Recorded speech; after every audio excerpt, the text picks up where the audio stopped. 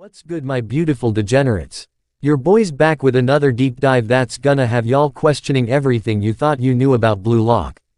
Today we're breaking down the most controversial character in the entire series, Seishiro fucking Nagi. And before any of y'all start typing in the comments, yes, I said controversial. This white-haired genius has split the fandom harder than Gojo split that building, and today we're settling this once and for all. From his first appearance as the ultimate lazy king to his current status in the U20 World Cup arc, Nagi's journey has been a masterclass in realistic character development that half the fandom loves and the other half wants to strangle with a football net. So grab your energy drinks, settle in, and let's dissect why Nagi Seishiro is simultaneously the most human and most frustrating character Kaneshiro ever created. Phase 1. The birth of a lazy legend. Let's start from the beginning, because understanding Nagi means understanding that this man was literally living life on easy mode before Blue Lock happened. Picture this: you're a 17-year-old with the reflexes of a cat, the coordination of a dancer, and the motivation of a rock. That's pre-Blue Lock Nagi in a nutshell. The man was so naturally gifted that he could learn complex video game mechanics in minutes but couldn't be bothered to tie his shoes properly. The genius problem. Here's what most people miss about early Nagi: his laziness isn't character flaw, it's a survival mechanism. Think about it. When you're naturally better than everyone at everything you try, what's your incentive to push harder? The man was basically living in tutorial mode while everyone else was grinding Dark Souls, and the story does something brilliant by acknowledging this. Nagi's pre-Blue Lock life wasn't inspiring, it was empty. All that talent with zero direction is just wasted potential walking around in a hoodie. Enter Reo, the catalyst. Now, Reo Mikage entering Nagi's life is where things get spicy, and I don't just mean the chemistry, though we see y'all in the comments with your theories. Reo represents everything Nagi lacks: ambition, drive, vision. But here's the psychological goldmine: Reo doesn't just motivate Nagi, he becomes Nagi's purpose. For the first time, our lazy king has something worth the hassle, their shared dream. But this creates a toxic dependency that the narrative explores beautifully. Nagi doesn't learn to be motivated, he learns to be motivated for Reo. See the difference? One creates internal drive, the other creates emotional crutches. Phase 2. Blue Lock entry, the rude awakening. When Nagi enters Blue Lock, we get our first taste of what happens when tutorial mode gets disabled. The man who could coast through everything suddenly faces players who are hungry in ways he's never experienced. The Team Z era, learning to try. Team Z Nagi is fascinating because we watch someone learn basic concepts like effort and competition in real time. His progression isn't just about football skills, it's about developing a work ethic from scratch at 17 years old.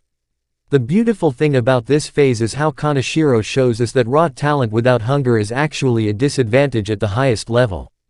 Nagi's naturally gifted, sure, but players like Kunigami and Bakura are improving faster because they're used to grinding for progress. First selection victories, false confidence. Nagi's success in the first selection is both his biggest achievement and his biggest trap. Why? Because he starts believing his natural talent plus minimal effort is enough. He's not wrong at this level, but this mindset becomes poison later. This is where we see the first cracks in the Reo-Nagi dynamic. Rio's pushing for tactical evolution while Nagi's content with his current level. Classic case of one partner growing while the other stagnates. Phase 3. Second selection, the breaking point. Oh boy, here's where Nagi's character arc gets messy, and I mean that in the best possible way. The separation, necessary trauma. When Isagi chooses Nagi over Reo, it's not just a team selection, it's the first time Nagi has to function without his emotional support system. And what happens? He thrives initially. This section proves that Nagi's dependence on Reo was actually limiting his growth. Away from Rio's tactical frameworks, Nagi starts developing his own football philosophy.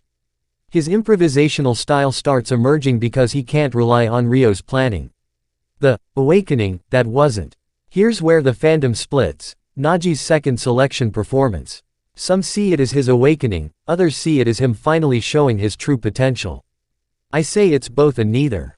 What actually happens is Nagi discovers that football can be fun when it challenges him. Not passionate, not obsessive, fun.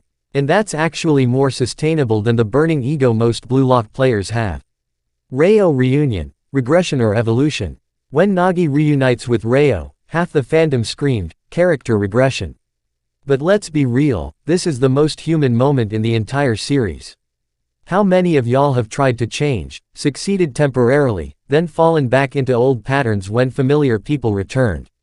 That's not bad writing, that's realistic psychology. Change is hard, and social environments can absolutely reverse personal growth. Phase 4, third selection and beyond, the Plateau King. This is where Nagi becomes truly controversial, and where I think the story makes its most interesting choices. The talent ceiling. Third selection Nagi reveals something brutal. Natural talent has a ceiling when it meets dedicated genius. Players like Rin, Shido, and even Isagi start surpassing him not because they're more talented, but because they're more obsessed. Nagi's response. He doesn't develop obsession, he develops acceptance. And this pisses off readers who want him to transform into a typical shonen protagonist. Master Striker compatibility. Nagi's performance with different Master Strikers reveals his greatest strength and weakness. He's the ultimate adapter. He can match any playing style but doesn't really have one of his own. With Chris Prince, he becomes more physical. With other strikers, he morphs to fit their systems. It's brilliant tactical intelligence but also shows his lack of personal football identity. The World Cup arc, still searching. Current manga Nagi, as of chapter 313, is still trying to figure out his place in top-level football. And you know what? That's perfect storytelling. Not every character needs to become the passionate protagonist. Some characters represent the journey of finding your place when you're talented but not obsessed, skilled but not driven, capable but not hungry. The psychology of Nagi, why he's perfectly imperfect. Let's get academic for a minute because Nagi's character is a psychological masterpiece. The gifted child syndrome. Nagi exhibits classic, gifted child, traits: high ability, low motivation, fear of failure leading to avoidance of real challenges. His journey mirrors real people who coast on natural ability until they hit walls requiring effort. Extrinsic versus intrinsic motivation. Early Nagi is motivated by external factors, Ryo's dreams, avoiding hassle. His growth involves slowly developing internal reasons to improve. But here's the thing, this process is slow and nonlinear, just like real motivation development. The comfort zone trap. Nagi's biggest battles aren't against opponents, they're against his own comfort zone. Every major moment in his arc involves choosing between ease and challenge, and his choices reveal his current mental state. Why is the fandom splitting? Team. Nagi is wasted potential. He has the natural ability to be the best player in the series. His lack of drive is frustrating when talent is rare. Other characters with less ability achieve more through effort. His codependency with Reo limits his growth. Team. Nagi is perfectly written. Not everyone needs to be obsessively driven to be valuable. His journey represents realistic character development. His unique perspective adds variety to the cast. His struggles with motivation are relatable and human. Here's the truth. Both perspectives are valid because Nagi represents different things to different readers. As of the latest chapters, Nagi is in an interesting position. He's not on the U20 team initially, but there are hints of his return. This actually sets up perfect character development opportunities. Potential character paths. Point 1. The redemption arc. Nagi finally develops internal motivation and returns stronger. Point 2. The acceptance arc. He finds his role as a tactical chameleon rather than a star. Point 3. The mentor arc. He becomes the player who helps others unlock their potential. Point 4. The wild card arc. He remains unpredictable, sometimes brilliant, sometimes frustrating. I personally think we're heading toward a combination, Nagi finding peace with being talented but not obsessed, while still contributing meaningfully to high-level football. Nagi isn't just a character, he's a commentary on talent, motivation, and finding your place in competitive environments. In a series full of burning egos and impossible dreams, Nagi asks, what if you're good enough to play at the top level but don't have the personality type for obsessive improvement? That's a real question many talented people face, and Blue Lock's answer through Nagi is nuanced. You can still contribute, but you need to find your way to do it, not copy everyone else's journey. The anti-protagonist energy. Nagi works because he's the anti-Isagi.